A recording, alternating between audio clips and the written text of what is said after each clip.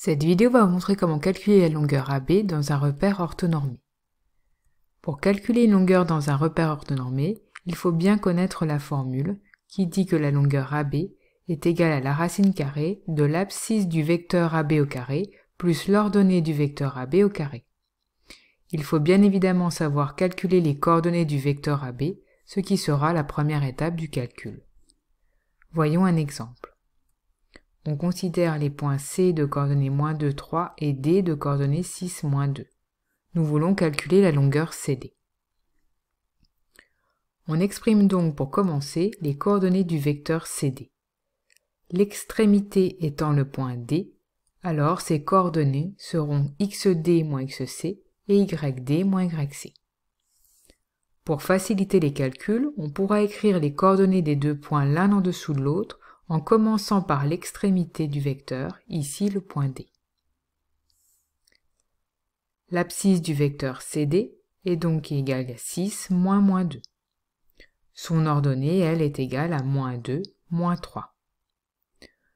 On effectue le calcul. 6 moins -2 nous donne 6 plus 2, soit 8, et -2, -3, -5. On applique maintenant la formule.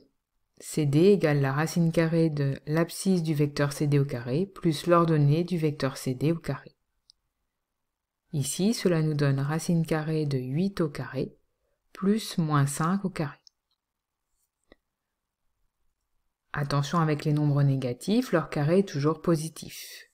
Ce qui nous donne donc ici CD égale racine carrée de 64 plus 25, soit racine carrée de 89.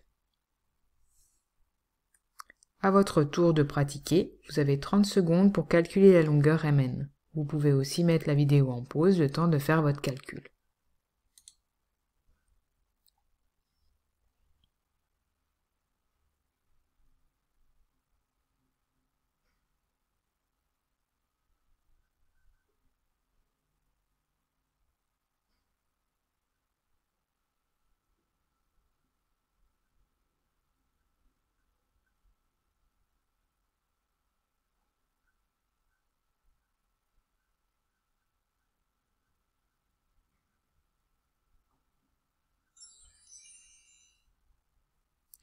Voyons maintenant la correction.